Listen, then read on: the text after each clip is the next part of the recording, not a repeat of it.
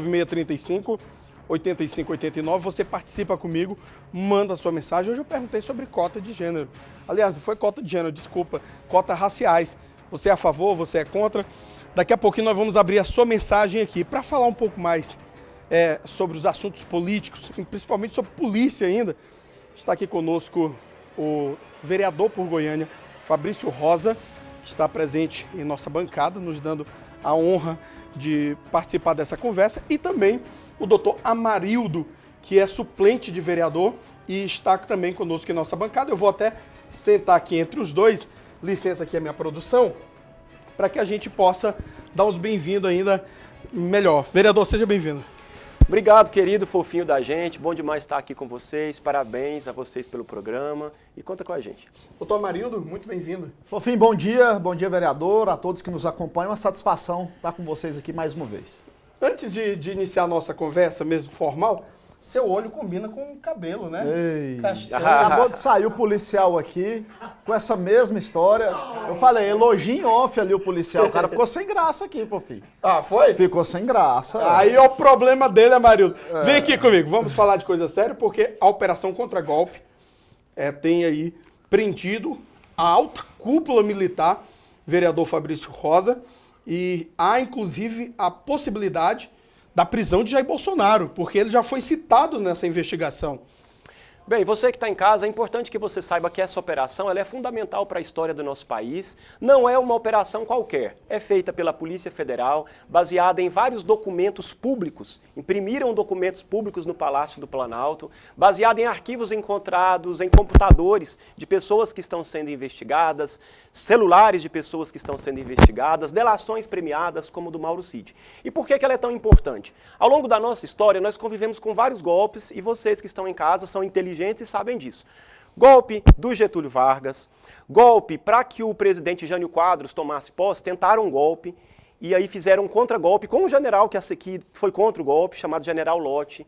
Golpe em 1964, o general Mourão sai de Minas Gerais e vai com vários canhões para o Rio de Janeiro. Ficamos 30 anos sem eleição presidencial, não foi apenas 21 anos de ditadura, 30 anos sem eleição presidencial, a primeira eleição democrática em 1990 com Fernando Collor, ditadura militar, censura, cassação de mandatos, exílio, tortura, pessoas perseguidas, policiais perseguidos, militares perseguidos. Eu gosto de contar isso porque sou policial há 25 anos, foram 6.700 policiais e militares exilados, torturados, mortos, assassinados durante a ditadura militar. Então nós somos a favor da democracia, nós não podemos aceitar nenhum tipo de golpe, não é para a esquerda não, é para a democracia, para a direita, para o centro. Nós temos que aceitar que as urnas e o processo democrático brasileiro funciona. É claro que pode ser melhorado, é claro que pode ser criticado, mas ele funciona quando a esquerda ganha, quando a direita ganha. A direita elegeu vários, a extrema direita elegeu vários e a gente reconheceu. Eu fui candidato 5 vezes, fui eleito apenas agora, apenas na 5ª vez, e reconheço que os outros tiveram mais votos, portanto foram eleitos. A democracia só pode funcionar se a gente reconhece o resultado do seu opositor, que não é um inimigo pessoal, é um opositor ali nas eleições. Então a gente está vivendo um momento difícil do nosso país e é preciso punir. Nós não punimos os golpistas lá de trás, nós não punimos quem torturou, quem estabeleceu a censura musical, cultural no nosso país, e a gente vai punir agora sim, porque o que aconteceu foram vários atos golpistas. Não é um ato só, você precisa ver o contexto.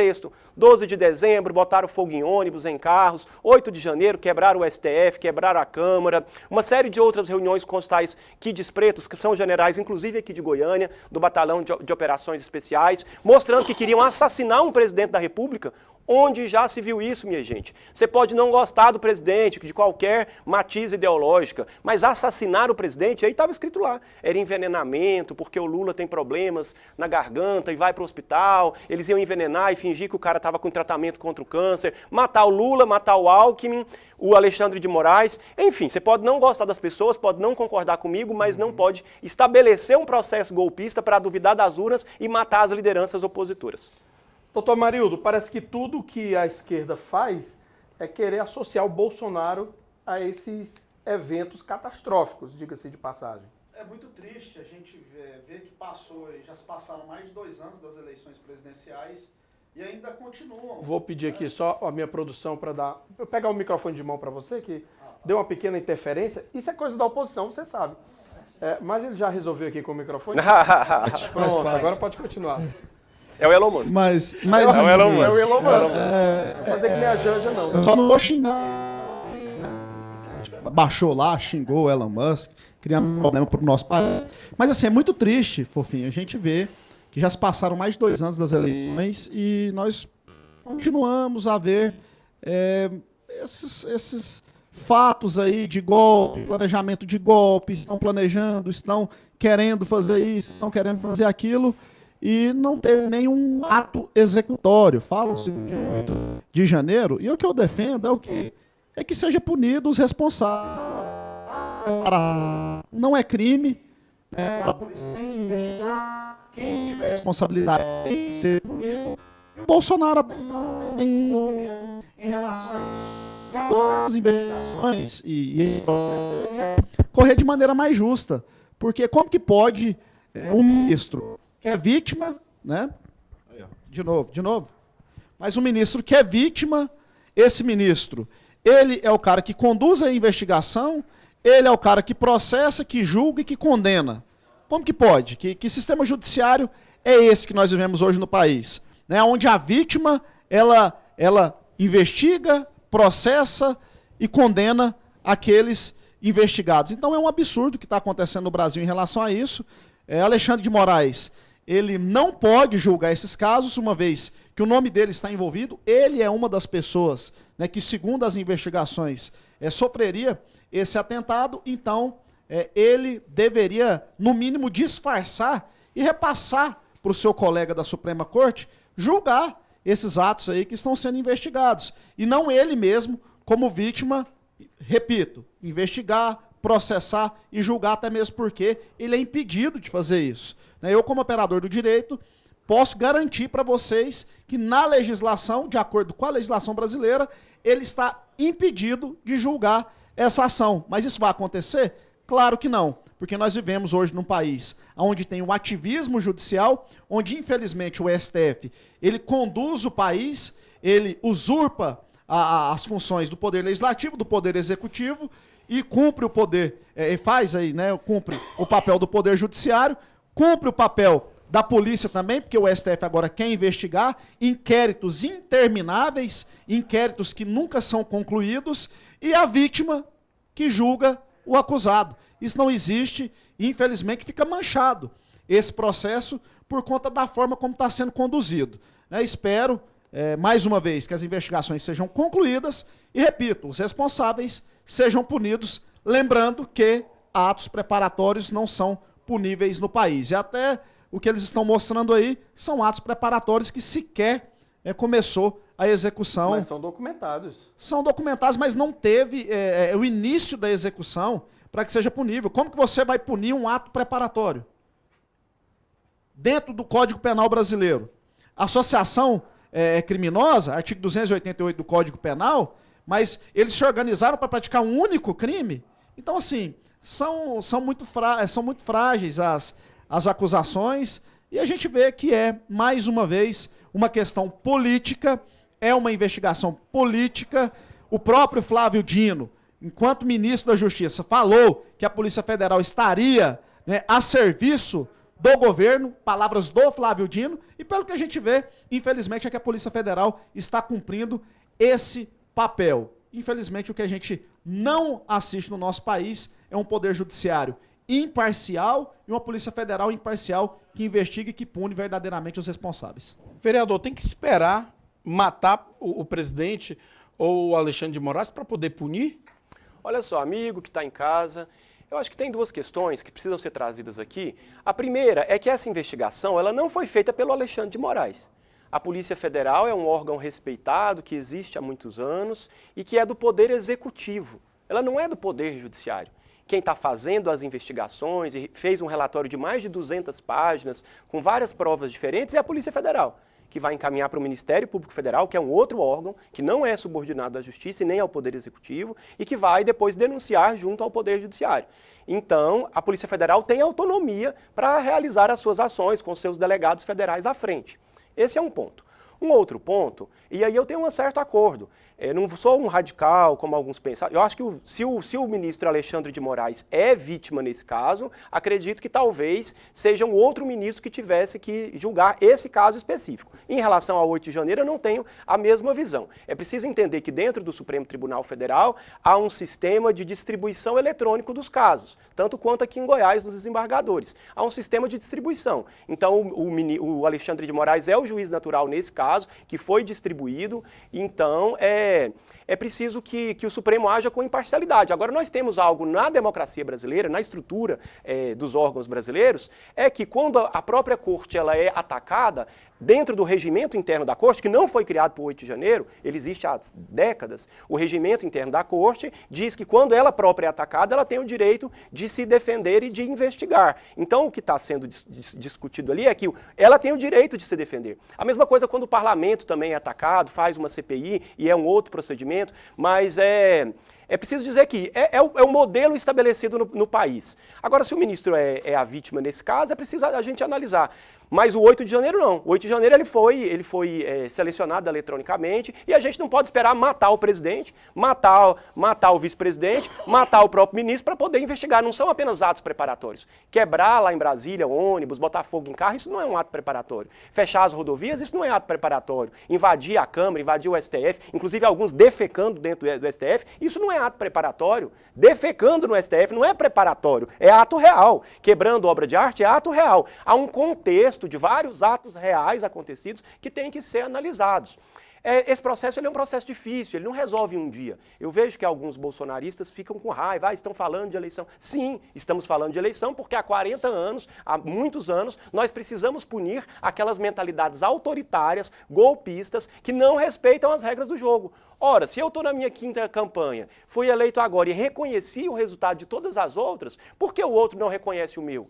Porque nós tivemos um candidato aqui em Goiânia, Fred Rodrigues, que ficou em primeiro no primeiro turno, e nós reconhecemos. Ninguém falou que as urnas estavam fraudadas e que ele ficou em primeiro, nós reconhecemos que ele ficou em primeiro. Então, por que nós reconhecemos o outro e ele não nos reconhece? Democracia só pode funcionar se nós respeitamos as regras do jogo e quando perdemos, voltamos para casa, nos reorganizamos para disputar novamente as eleições. A direita não sabe perder, doutor Amarildo? É triste a gente ver falar que vai ter golpe quando uma pessoa está defecando no STF. Então, o golpe ele é praticado com pessoas que defecam no Supremo Tribunal Federal, ou de pessoas que estão com a Bíblia na mão, de cantores que, por simplesmente cantar uma música em um determinado local, é preso.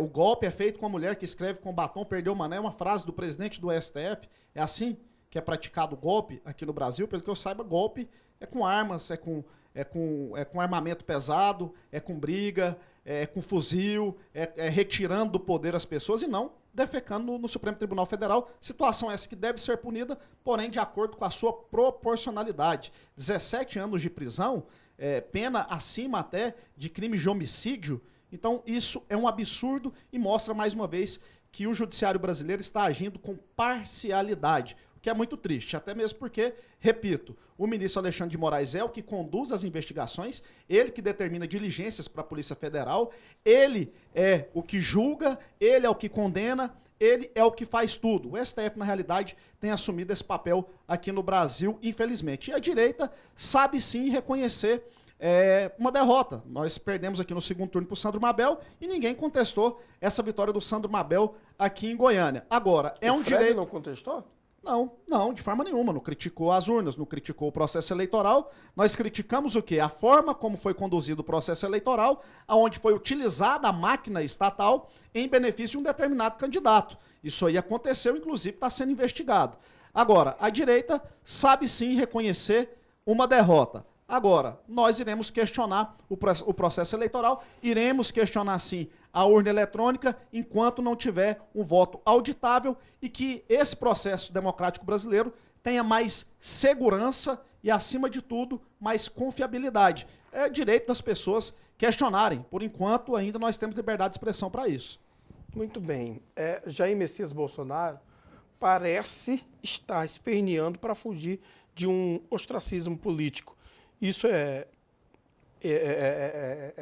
como que diz, inevitável acontecer com o Bolsonaro, na sua visão? É importante que você que está em casa saiba que Jair Messias Bolsonaro está inelegível segundo as regras da democracia brasileira. E toda essa discussão que a gente faz aqui não muda a inelegibilidade dele. Ele está inelegível por vários processos, não é apenas por um processo. Então, Bolsonaro continua inelegível. Bolsonaro, na minha perspectiva, ele transita entre a maldade e a covardia. É covarde quando coloca pessoas simples, como a tia lá de Tubarão, ou com essa mulher que pinta os muros com batom lá em Brasília, coloca essa mulher para ir para Brasília e vai para a Flórida, vai para Miami. Então as lideranças bolsonaristas, não todas, mas uma parcela grande, transita entre a maldade, a má-fé e a covardia. E sim, golpes não necessariamente acontecem com canhões, não. Golpes podem acontecer via as redes sociais, insuflando as pessoas para fazerem o que fizeram lá. Golpes podem acontecer de diversas formas. Um veículo pode ser uma arma. Colocar fogo num ônibus, como aconteceu no dia 12 de dezembro, isso é uma arma. Fechar rodovias, isso são armas. Usar veículo é arma. Fazer um atentado como aconteceu agora, o cara botou fogo em si, com artefatos explosivos, isso também são armas. Então as pessoas, elas utilizam as armas que elas têm disponíveis. Em relação à morte do presidente Lula, eles queriam envenenar o presidente Lula, que também é uma arma. É uma modalidade de machucar as pessoas, de matar as pessoas. É uma forma de fazer isso. Então o golpe pode acontecer de várias formas, inclusive sem armas.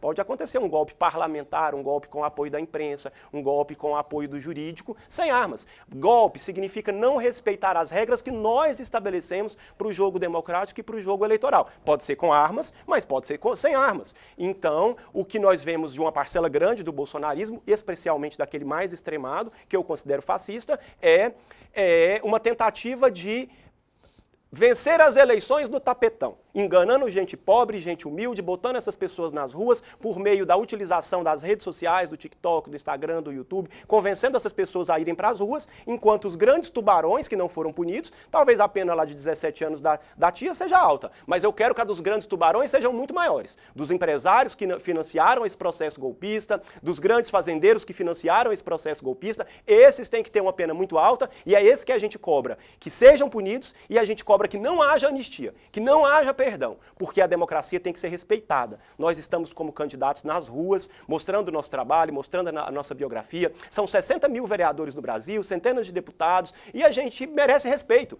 seja da esquerda, da direita, do centro. O nosso trabalho é um trabalho que precisa ser respeitado. Isso é também o fazer democrático, não é só isso. Agora, se a gente vai lá e tenta interferir nesse fazer, isso é o golpe, e isso a gente não vai aceitar. Golpe, doutor Maurílio?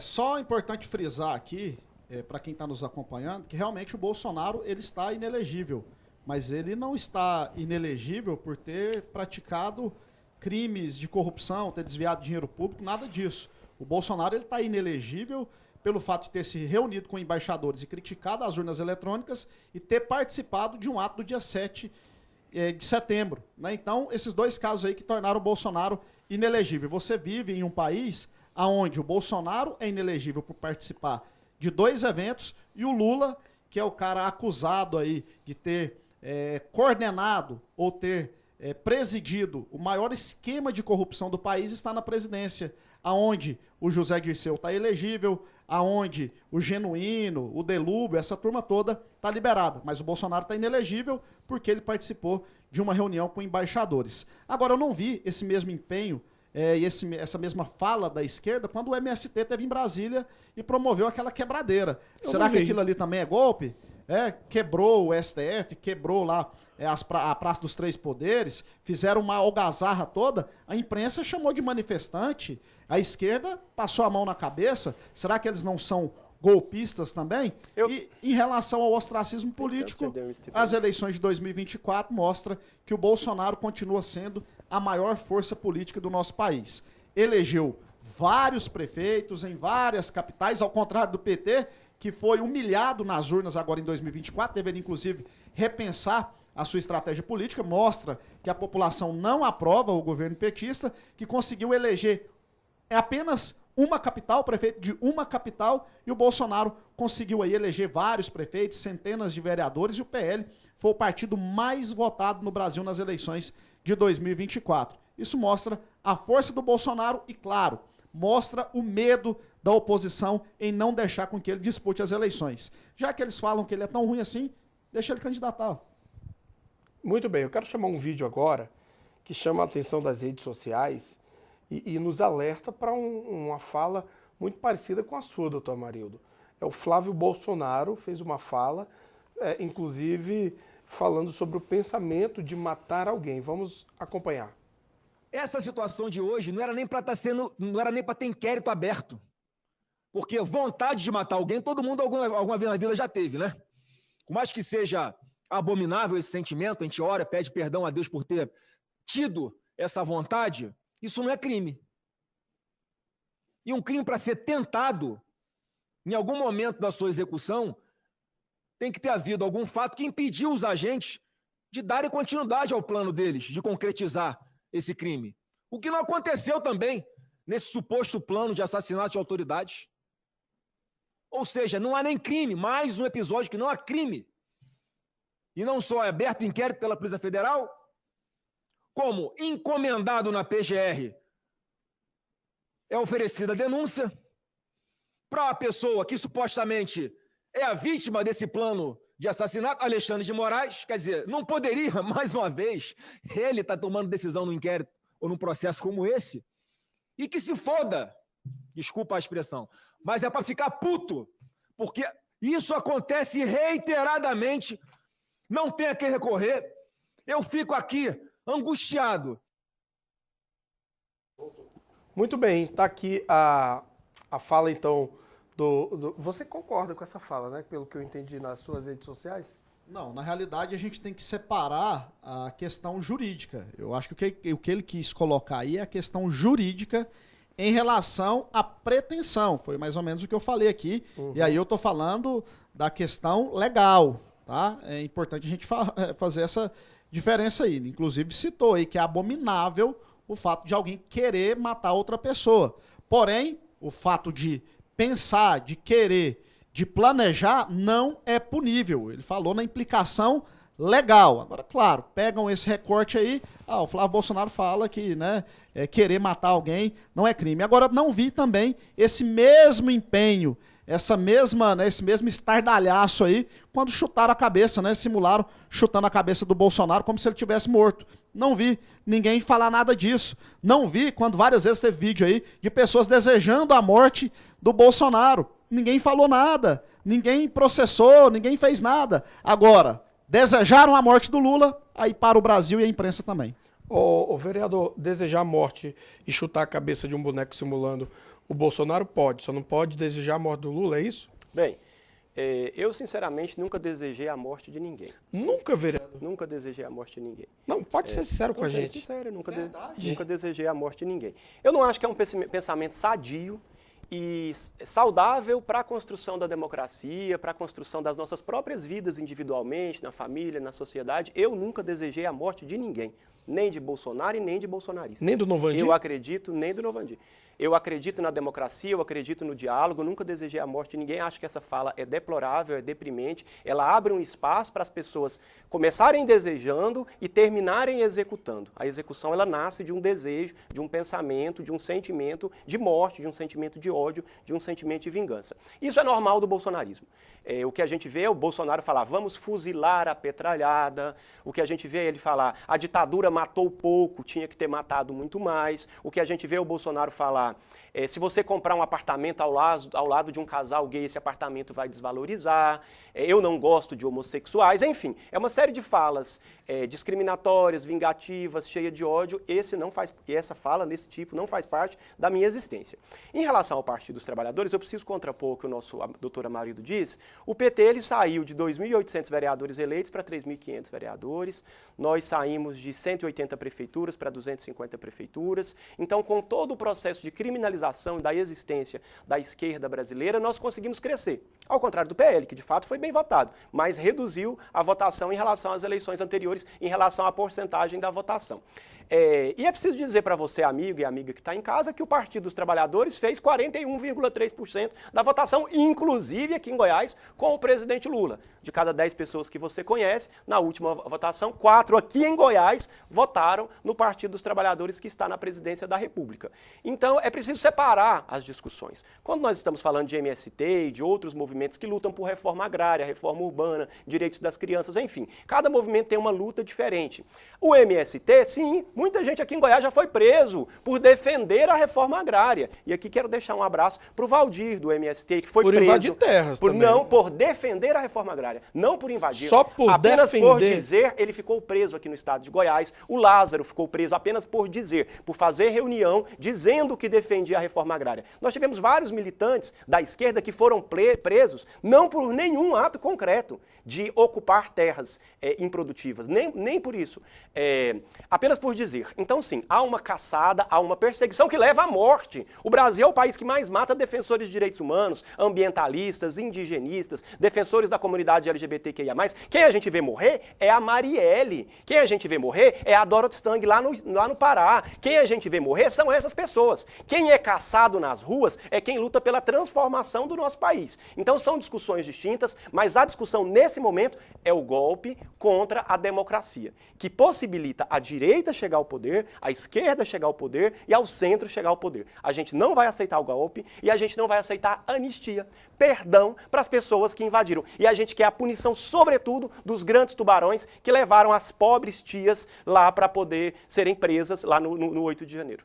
Tadinha das titias. Eu vi que realmente muitas ali estavam alienadas. Doutor Marildo, suas considerações. Não, só dizendo, em relação ao fato. porque é o seguinte, se existisse a lei aí da fake news, o vereador já ia ser condenado, porque o PL, ele cresceu assustadoramente das últimas eleições para cá, tanto em número de eleitos quanto em número de votos, né? Então o PL cresceu muito. E o vereador disse que quando existe uma luta por reforma agrária, por criança e adolescente, pode ter quebradeira? Aí pode. Então quer dizer o seguinte, só aquilo que a esquerda pretende, aquilo que ela defende, pode quebrar. A gente lutar por liberdade de expressão, lutar por uma democracia plena, aquilo que a gente defende, aí não pode. É mais ou menos isso, né? Agora, ele fala também em questão de tubarões que deveriam ser presos. Vereador, os principais tubarões que deveriam estar na cadeia, infelizmente, estão nos altos comandos de Brasília. Os principais tubarões que não deveriam estar soltos, infelizmente, o principal deles está na presidência da República. E o principal deputado, que na minha opinião deveria estar preso, é aquele que carregou dinheiro na cueca, mas que infelizmente hoje ocupa a liderança do governo, o que é humilhante para o brasileiro. A corrupção, no seu ponto de vista, é um crime maior do que a pretensão de matar um presidente da República? A pretensão de matar, eu repito, a pretensão de matar, ela não é crime. Então pode ter essa pretensão? Pode ter pretensão. Vai saber que pretende? Vai que você tá com a pretensão de me agredir aqui agora. Isso aí é punível? Eu vou te punir porque você pretendeu aqui me dar um murro agora. Olha, minha pretensão são outras. Ei. Eu tô brincando. Ô, Marildo, me ajuda aí. Elogiou meu olho. Eu quero olho, agradecer, vereador, pela disponibilidade dessa conversa saudável, de contrapontos, pensamentos diferentes. E é disso que a nossa comunidade é formada. Dizer que volte sempre. Estamos sempre às quartas-feiras lá no Rádio Bons Ventos. Hoje consegui uma vaga para vir aqui no Fala Goiás. Vamos remarcar essa volta sua mais vezes aqui na TV também. Obrigado, amigo fofinho da gente. A gente quer ver o combate à corrupção na prática. Eu sou o único vereador da Câmara de Vereadores que imprime todo mês os extratos da minha conta bancária, que é apenas um, e coloca lá na porta do meu gabinete. A gente quer ver o combate à corrupção. Sua conta pessoal? A minha conta pessoal, todas estão lá. Mas você tem laranja ou não precisa? Claro que não. A gente tem que ser verdadeiro. Eu quero ver na prática. O PT criou a Controladoria Geral da União, o PT deu autonomia para a Polícia Federal. Enquanto a gente vê o Bolsonaro vendendo joias que ganhou de sheik árabe, enquanto a gente vê a família desse senador aí, Flávio Bolsonaro, fazendo rachadinha, pegando dinheiro de funcionário, de assessor, saiba que no meu mandato não tem isso, eu não aceito isso, nenhum assessor me devolve nenhum real, então a gente quer ver o combate à corrupção na realidade, na prática, porque discurso bonito nós estamos cansados. Obrigado pela sua participação, doutor Amarildo. Volte sempre. Obrigado, também. fofinho, obrigado aí ao vereador, a turma toda aqui, viu? Parabéns aí pelo trabalho, sempre que convidado, nós estaremos aqui. E tá certo, vereador, o combate à corrupção tem que ser feito na prática. E você falou que os atos golpistas têm que ser duramente punidos, assim como a corrupção do PT deveria também ser duramente punida. A gente daria exemplo para a sociedade. Os Obrigado. vereadores do PL não imprimem o extrato da conta bancária. Mas depois nós continuamos Isso aí, pra a mim, conversa, é uma porque estão me novidade, né? cobrando aqui. Isso é uma Vem aqui novidade. comigo, Marcão, já agradecemos aqui.